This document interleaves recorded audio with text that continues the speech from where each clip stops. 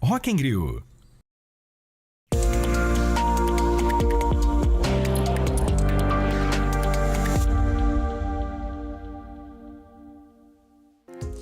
Olá, boa tarde, que alegria estar na sua companhia, começando mais uma semana, segunda-feira, 14 de novembro, para todo o Brasil, falando com mais de 1.200 cidades em todo o país. Estamos ao vivo também pelo YouTube, TV Evangelizar Oficial. Aproveite para interagir com a gente. Eu tenho te cutucado aí na sua casa para você participar e contar o que você gosta de ver aqui. A gente traz temas sempre, ou é da área de educação, ou é da área de saúde que você gosta bastante. Tenho recebido bastante feedback nesse sentido.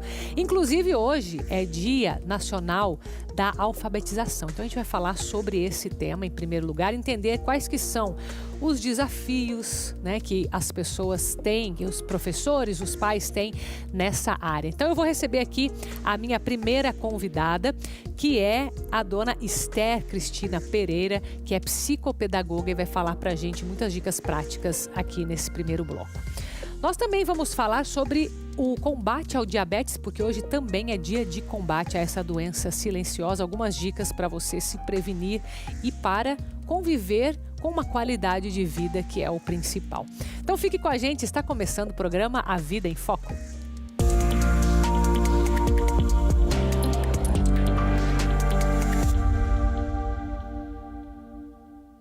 Então, aproveitando que hoje é o Dia Nacional da Alfabetização, eu quero entender aqui com a especialista que está aqui comigo, minha primeira convidada, dona Esther Cristina Pereira, que é da Escola Atuação de Curitiba. Seja bem-vinda, viu?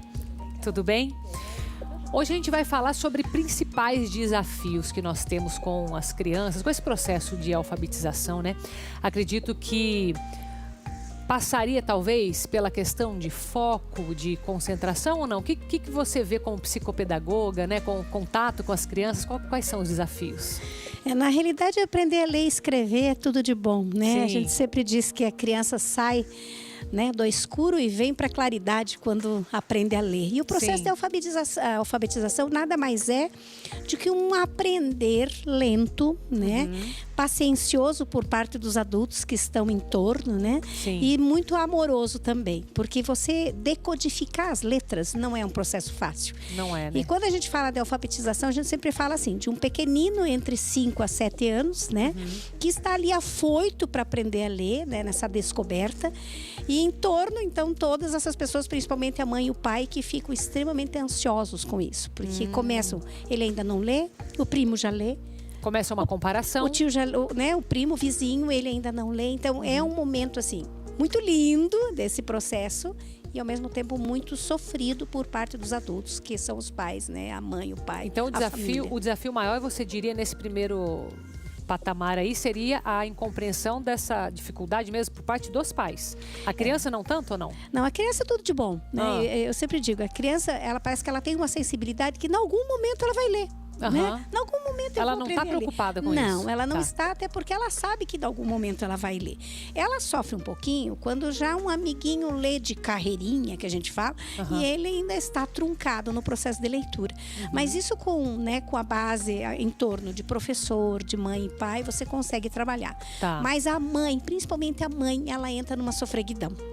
Porque começa as comparações, como eu te falei. Então ela vai numa festinha de aniversário, chega uma outra mamãe e fala: ai, a Carol tá lendo de carreirinha, né? Aí eu digo: puxa, o André ainda não. E aí começa: André, você tem que se esforçar. E aí começa uma cobrança. Isso, e aí a criança começa a sofrer. Eu sempre digo, né, que ler todo mundo vai.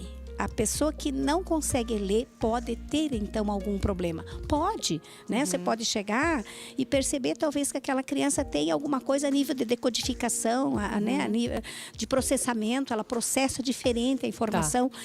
Mas 99,9% das crianças, né, por cento das crianças, quando está no primeiro ano, sai lendo. Lendo de carreirinha? Não, né? Porque ela vai ler de carreirinha. Aí tem o tempo de cada um, né? Isso. E aí vai a maturidade dos adultos que estão em torno de perceber que tudo ao seu tempo, né? Tudo ao seu tempo. Ai, mas o meu não lê. Mas vamos fazer uma leitura, por que ele não lê? Qual foi o pegar dele quando ele nasceu? Ele teve muito problema respiratório, ele teve, né, teve muita pneumonia, ele teve uma perda de alguém muito amado, entrou um irmãozinho nessa vida dele aí, por agora. Tudo isso conta. Interfere. Tudo isso conta, porque o ser humano, ele é único. E as coisas, as informações, as coisas que acontecem com ele vão entrando ali e ficando dentro daquele cérebro. Sim. E no momento que ele é instigado à leitura, algumas coisas podem acontecer. Então, nesse momento, estar muito perto da família, a família estar muito agarradinha à escola, é tudo de bom, porque aí o processo acontece. Você tocou num ponto que eu acho que é importante, que é a questão da cobrança, né? A cobrança, ela... Bom, vamos pegar, a gente está falando do processo de alfabetização, a criança tem aí em torno do quê? Até uns 6, 7 aninhos. A gente tem crianças que se alfabetizam, Carol, antes, sozinhos. Mas aí são as exceções. Isso, eles decodificam, né? Pegam lá a lata de Nescau, que tem o N de nenê. Pronto, já tá e eles vão decodificando, entendendo a né? situação. Mas normalmente é entre 6 e 7 anos que a criança aprende a ler com qualidade. Tá.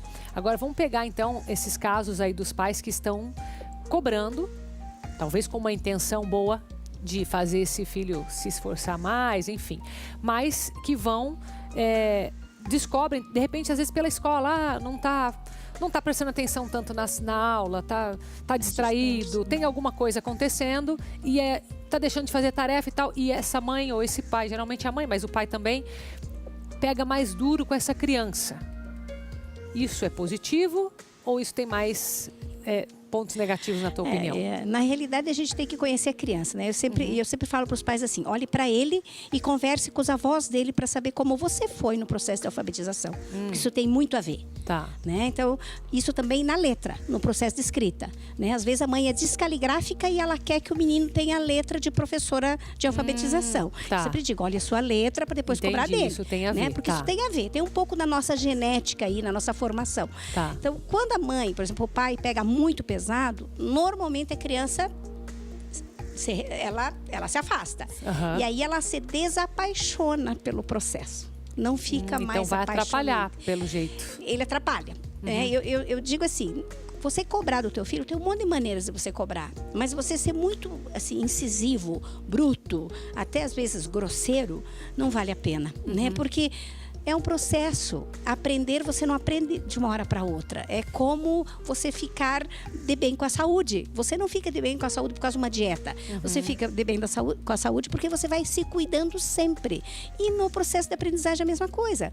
São gotas. Hoje uma gotinha, amanhã mais uma gotinha, né? E quando o pai ou a mãe são extremamente ansiosos, mais irritados com esse processo, assim, não tem aquela paciência. Sim. Mãe, eu não quero fazer agora, então vamos caminhar um pouco. A mãe vai fazer um suco para você, depois a gente faz. Vai devagar. É bom dar essas quebradas, respeitar essas pausas. Ai, mas Cris, ele é muito teimoso. Meu Deus, ele não quer saber de fazer lição, ele chora, chora, chora. Então, vou fazer uma leitura disso. Se ele chora o que tanto, acontece. quando o pedagógico é cobrado, e se ele não chora no momento de brincar, a gente tem aí uma dicotomia. Por que que ele gosta tanto de brincar e não gosta do processo pedagógico? Onde está essa imaturidade para essa responsabilidade? Por que ele está tão imaturo? Aí você pode fazer uma leitura. Às vezes tem um irmãozinho que está brincando enquanto ele está estudando e a mãe não consegue perceber que aquele irmãozinho está irritando. Mas, Cris, ele é tão quietinho, ele brinca sozinho. Mas só o fato de eu ver o meu irmão brincando, aquilo vai me incomodando. E aí eu empurro o caderno, não quero mais, né? Então, é uma leitura maior que a gente tem que fazer, né? E isso é para tudo, né? Para tudo. A mesma coisa é a alfabetização. Veja, a alfabetização é emocional, né? Como é que essa criança tá também nessa questão emocional com tudo isso, né? Na mesma coisa a alfabetização matemática. Às vezes ele ama matemática, se alfabetiza rapidinho na matemática. E no português não, por quê? Então ele não tem uma paixão pelo letramento. Ele tem pelos números, né? E aí a escola junto, né? Você vai trabalhando. Dá lá de presente, ao invés de dar um brinquedo, dá um livrinho, uma assinatura de gibi, que vem com o nome dele, né? Ah, eu não consigo pagar um ano inteiro. Paga meio ano, vovó, tio, junta lá, faz uma vaquinha, né? E compra a assinatura de gibi. Estimula, porque o gibi vem a cada 15 dias num pacotinho com o nome dele. Então é dele. Chega para ele vai ler. Então, a gente precisa pensar em alguns processos, né? Ele faz a lista de compra, ele ajuda em casa. participa. né? Ele participa e faz com, assim, ele consegue perceber que a leitura verdadeiramente tem um significado, né? Entendi. Né? É Ajudando. resgatar isso. É muito legal, é muito legal. Esther, o que você fala sobre as telas? Elas roubam um pouco dessa atenção? A tela, assim, se a gente poderia dar um conselho. Tela, meia hora por dia. Nessa idade.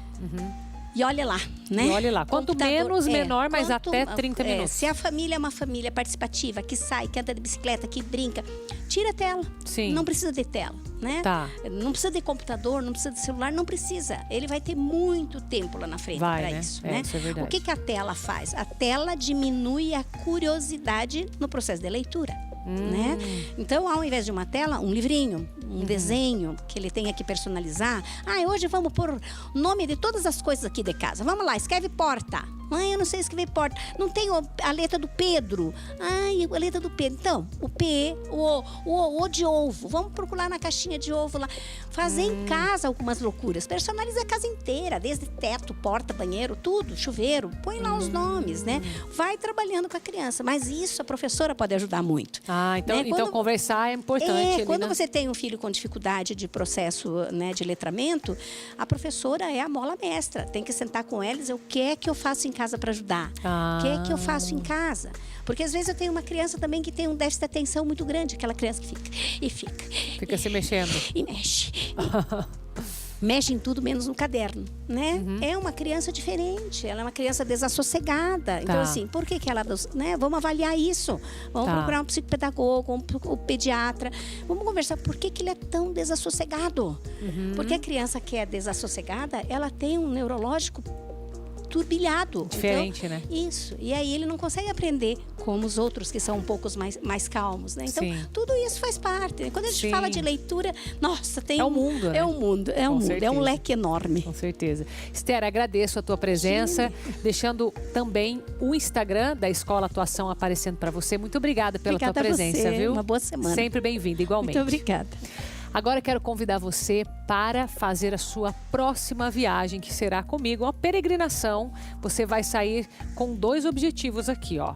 Evangelizar a si mesmo, depois aos teus na sua casa, e peregrinar, que é o quê? Justamente esse caminhar por locais religiosos. Então nós vamos sair de Curitiba e ir até Campos do Jordão, passando pela Casa da Mãe e Frei Galvão, com várias surpresas neste roteiro. Nós vamos passar pelo local onde Frei Galvão foi batizado, você vai conhecer a igreja dele, fica lá em Guaratinguetá.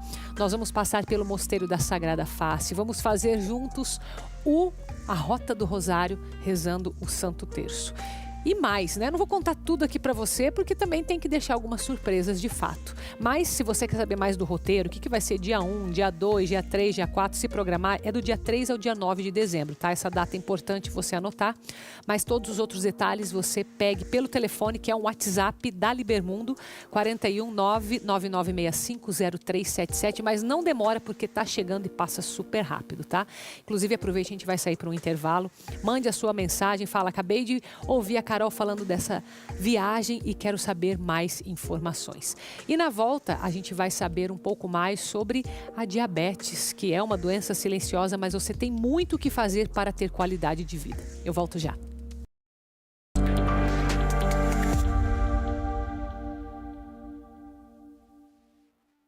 Combo Case de uma Vez Aliança. Sofá retrátil e reclinável, mais painel home theater, mais cozinha modulada, mais mesa com 4 cadeiras, mais box queen size e mais dormitório modulado. Você leva tudo de uma vez em 36 vezes, sem juros e sem entrada no carnê do crediário Topa Tudo do Aliança. De domingo a domingo na pracinha do Novo Mundo. A Aliança tem tudo em móveis e, como dizia o seu Agir, garanto e provo, ninguém vende por menos. Cansado de suplementos que só prometem e nada cumprem? Enquanto isso, sua imunidade está cada dia pior? Pensando sempre no que é melhor para seus clientes, a Salubre Suplementos desenvolveu em cápsulas cúrcuma mais colágeno tipo 2. Entre os maiores benefícios em ingerir um bom suplemento de cúrcuma estão melhora da saúde da pele, na digestão dos alimentos, melhora na imunidade, diminuição do colesterol e da glicose no sangue e muito mais. E junto com o colágeno tipo 2, auxilia no tratamento de artrite, artrose, previne lesões nas articulações, atua na recuperação dos movimentos e favorece na reconstrução das cartilagens, aliviando a tensão e as dores musculares. Ligue agora no 0800 602 8022. E atenção, tem promoção especial para as primeiras 50 pessoas que ligarem. Cúrcuma mais colágeno tipo 2. Mais uma vez, a Salubre Suplementos inovando saúde de dentro para fora.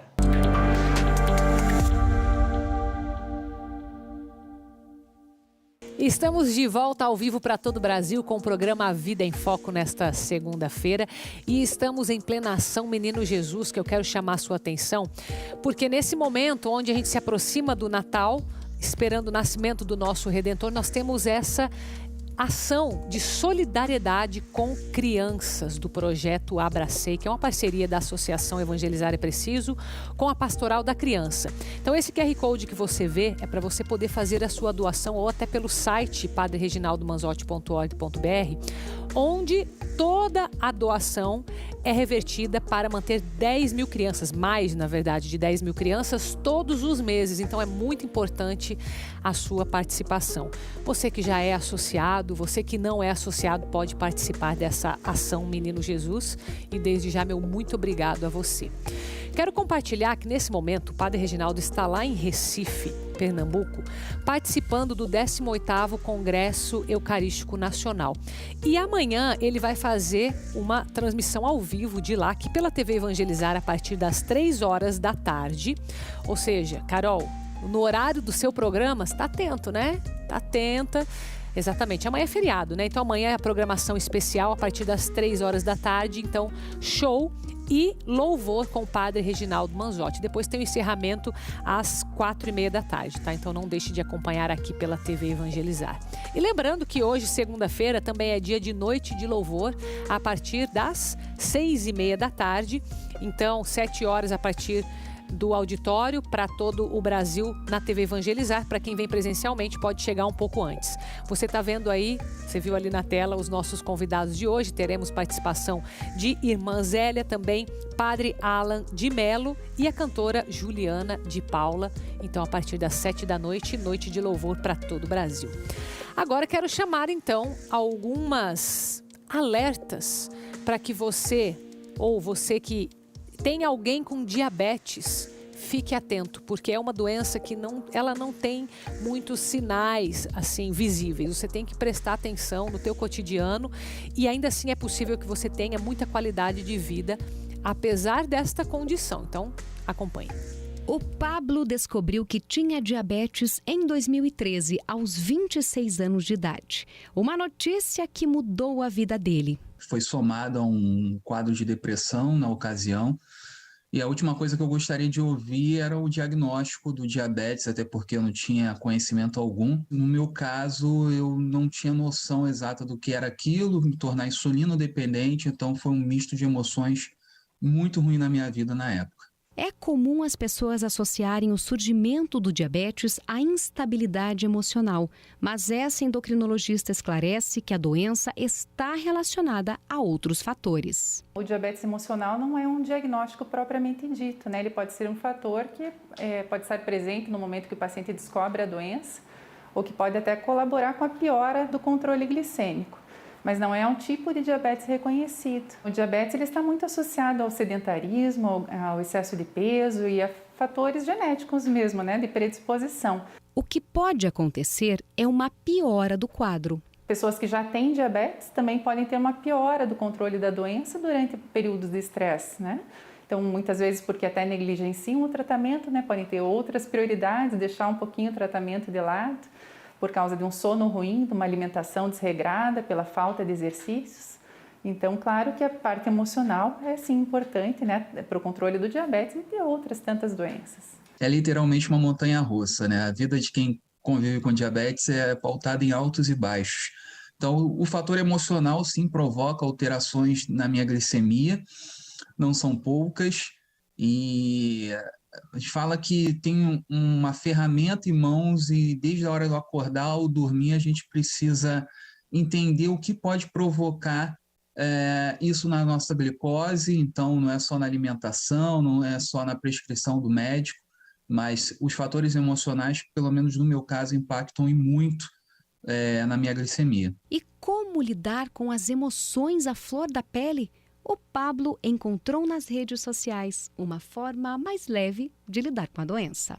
E a coisa que eu mais queria era encontrar um igual, né? Alguém que pudesse talvez compreender o momento que eu estava vivendo e que pudesse tirar algumas dúvidas. Foi então que, por conta da tecnologia, que sempre fez parte da minha vida, eu resolvi ir para as redes sociais e externar aquele momento de dor que eu estava passando para procurar mais uma pessoa. Foi aí que surgiu Eu e a Beth, aí foi a forma que eu tive de me comunicar e me conectar a outras pessoas que conviviam, né, que convivem com a doença. As pessoas que já têm o diabetes devem se cuidar de forma constante, né? Dar sempre atenção para a atividade física, uma alimentação equilibrada, cuidar do sono e até mesmo do estresse. Tentar achar alternativas, né, para aliviar suas emoções, o seu estresse.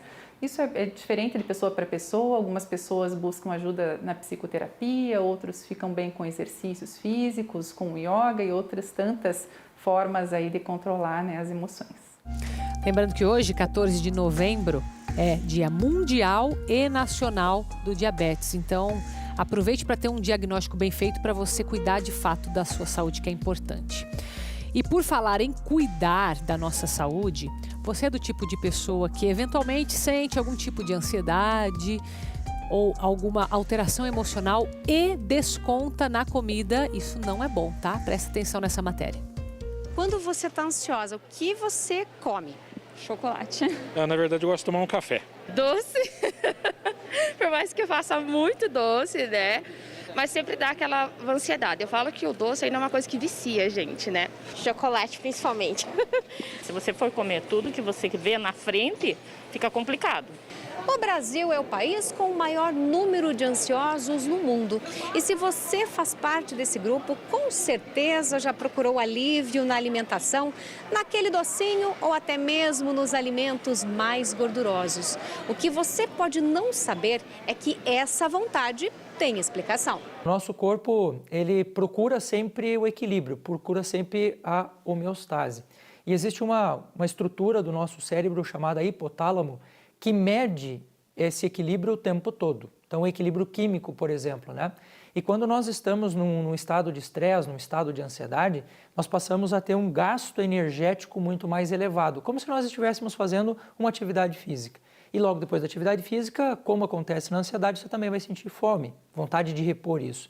E o hipotálamo, quando ele percebe que esse gasto energético aumentou muito, ele vai buscar nas fontes primárias, nas fontes mais rápidas, a energia para poder repor isto. E as fontes mais rápidas são o carboidrato e a gordura. Só que esses alimentos não resolvem o problema e o pior, ainda prejudicam a saúde. Alimentos normalmente muito ricos em refinados, então farinha branca, alimentos processados como, por exemplo, hambúrgueres, às vezes com uma quantidade um pouco maior de gordura, um pouco maior de bacon. Então esses alimentos aí que a gente acaba buscando com maior praticidade, maior facilidade, eles acabam sendo totalmente maléficos. Alimentos com pouca fibra. Quando a pessoa desenvolve o transtorno da ansiedade generalizada, que é uma ansiedade excessiva aliada à preocupação exagerada, as consequências podem ser ainda mais graves. Acaba que no TAG, né, do transtorno de ansiedade generalizado, você tem um nível de sinalização no cérebro de que algo está errado e que eu preciso resolver isso numa intensidade tão grande que a pessoa perde a capacidade de controlar os seus próprios atos. Mas então o que devemos fazer quando bate aquela ansiedade? Alguns alimentos mais saudáveis podem ajudar e até um chocolatinho é permitido. O chocolate acima de 60% de cacau, ele já acaba tendo muita quantidade de triptofano e me auxilia na questão da ansiedade. Então, acaba controlando de uma maneira não prejudicial, claro, com quantidades reguladas, o que é bem importante ressaltar, saber a quantidade também, não adianta também comer em excesso, tudo que é em excesso é prejudicial, então acaba me auxiliando nesse sentido também. Carboidrato a gente já sabe que é uma coisa que traz energia, então substitua tudo que tem à sua volta de carboidrato simples por um carboidrato complexo. E como é que eu sei o que é simples e o que é complexo? Aquilo que vem da natureza do jeito que vem é complexo. Aquilo que o homem põe a mão, ele se tornou simples. Tem um dizer que eu gosto muito para os meus pacientes de ansiedade, que é assim: descasque mais e desembale menos. E para você ter menos ansiedade, também ajudam os animais de estimação. Os gatos estão sendo cada vez mais queridos nos lares brasileiros. Acompanhe. Foi-se o tempo em que o cachorro era considerado o único melhor amigo do homem. Os gatinhos também têm roubado o coração de muita gente. Foi assim com a Vitória, que teve cachorro a vida inteira, mas agora se apaixonou pelos felinos. Minha mãe apareceu com 2 gatas e aí foi uma surpresa que eu fiquei, meu Deus, a gente nunca teve gato. Como que a gente vai fazer? A gente tem 2 cachorras e um medo das 2 se matarem. E acontece que hoje em dia a gata que sai atrás da cadela expulsando de dentro de casa. A quantidade de gatos cresceu 8% nos últimos anos, enquanto o número de cães aumentou menos da metade, 3,8%. Embora eles ainda sejam a maioria nos lares brasileiros, a população de felinos deve chegar a 30 milhões ainda neste ano. E essa mudança no comportamento dos tutores tem explicação. Acredito que porque as pessoas estão ficando mais em casa, teve muito home office, o gato é um animal mais silencioso, ele não faz barulho como o cão faz, né? Às vezes incomoda o vizinho, isso e aquilo. As pessoas têm o gato como um pouco mais independente, autolimpante, mais instintivo nos ensinamentos, né? Na verdade, nem precisa ensinar a defecar e urinar na caixa de areia, isso daí o gatinho filhote, ele já faz isso de maneira intuitiva. São animais pequenos. A Vitória também percebeu essa diferença no dia a dia. É bem mais fácil cuidar de gato, porque eles têm a caixinha higiênica deles, eles vão lá, a gente só tira o xixi, o cocô, jogou, pronto.